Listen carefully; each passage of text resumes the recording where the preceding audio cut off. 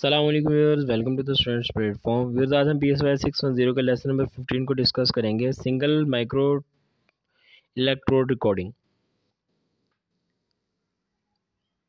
यहाँ से ये चीज़ें, ये तीनों माइक्रो इलेक्ट्रोड और सरफेस, ये हम तीनों को वन बाय वन ऊपर हम डिस्कस कर चुके हैं। ये आपको एक दफ़ा दिखा देता हूँ मैं,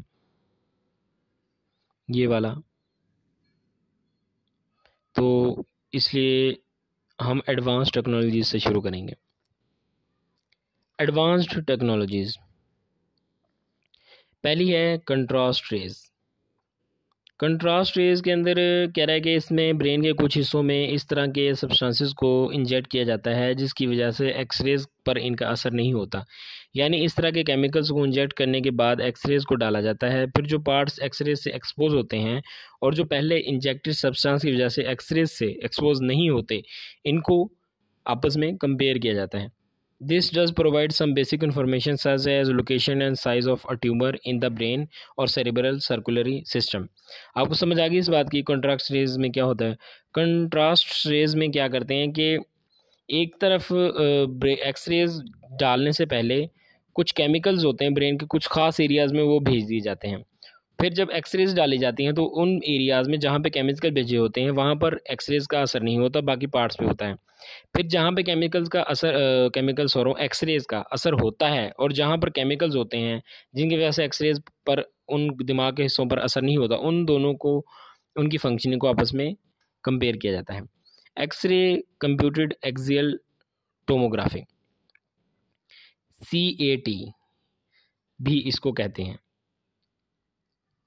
इसके अंदर कह रहा है कि इसमें एक बंदे के को चैम्बर में लिटा दिया जाता है और उसके ब्रेन के मुतालिक मुख्तलिफ हिस्सों को एक्सरेज लिए जाते हैं। ये इंपॉर्टेंट टॉपिक्स हैं, जितने भी ये मेथड्स जितने भी हैं ना, इंपॉर्टेंट हैं। इनमें से कोई ना कोई लॉन्ग क्वेश्चन में आ जाता है, इसलिए ध्यान से समझिएगा।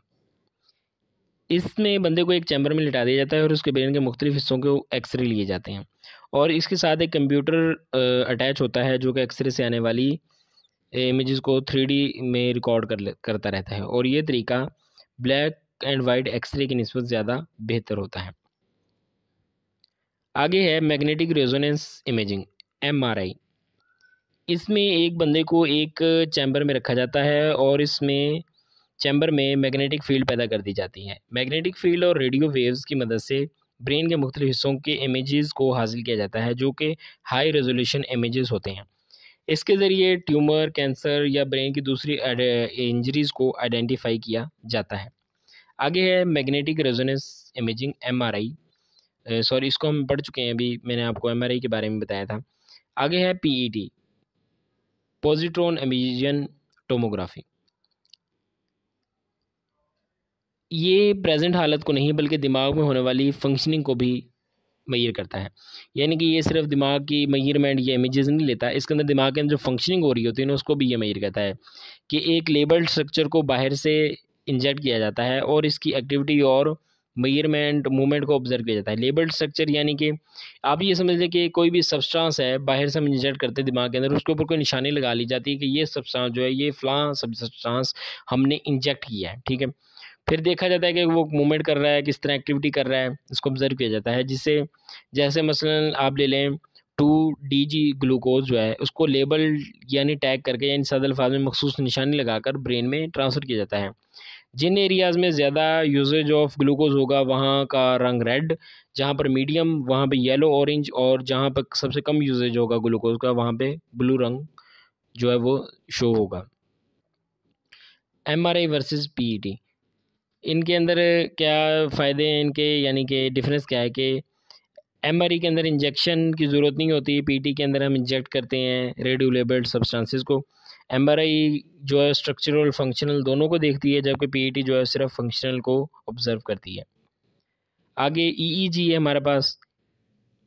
EEG के अंदर कह रहा है कि इसके ज़रिए हम ब्रेन में होने वाले मुख्तलिफ इलेक्ट्रिकल एक्टिविटीज़ को देखते हैं। इसमें इलेक्ट्रोड्स की को स्कैल्प से जोड़कर ब्रेन के मुख्तलिफ हिस्सों को के साथ जोड़ दिया जाता है। इसके ज़रिए ब्रेन में होने वाली एक्टिविटीज़ को, चेंजेस को देखा जाता है और मुख्तलिफ जो हैं डिसऑर्डर्स को डायग्नोज किया जाता है। ये यहाँ पे मैंने इसकी पिक भी बना दी है, ये सामने EEG का जो मेथड है ये सारा आपके सामने इसी तरह बिल्कुल किया जाता है। आगे कंप्यूटर से अटैच होता है जहाँ पर रीडिंग्स शो हो रही होती हैं, इसकी मेजरमेंट शो हो रही होती हैं। आगे हमारे पास है EOG, इलेक्ट्रोकुलोग्राफ। इसके अंदर कह रहा है कि these measure the electrical activity of eye muscle to monitor the eye movement using the electrode placed on the eyes। इसके अंदर आई मूवमेंट को ऑब्जर्व किया जाता है। इसके अंदर the most effective is sleep studies where rapid eye movement sleep stage can be seen through the changes in the EOG activity.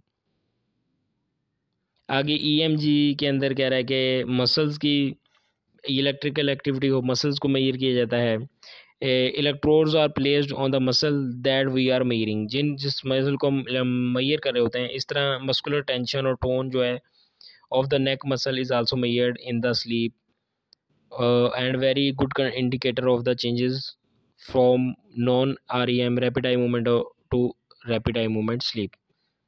Polygraphic के अंदर स्किन कंडक्टेंस जो है उसको मेजर किया जाता है। Electrical measure for measuring electrical skin conductance along with the other measure such as blood pressure, pulse rate, breathing is measured. तो ये दो तीन जो लास्ट वाले थे ये तो सिंपल ही थे बिल्कुल, इनके अंदर एक एक चीज़ के अंदर फ़र्क था सिर्फ, बाकी सेम थी। जिस तरह EOG के अंदर जो है इसके अंदर मसल्स आई मसल्स की को मॉनिटर किया जाता है, मेजर किया जाता है मूवमेंट को। EMG के अंदर जो है मसल्स बॉडी के मसल्स को, और पॉलीग्राफिक के अंदर जो है हम स्किन कंडक्टेंस को मेजर करते हैं। ये था व्यूअर्स आपका lesson number 15। I hope I made it clear. मिलते हैं जल्दी नेक्स्ट लेसन में। टिल देन टेक केयर, अल्लाह हाफिज़।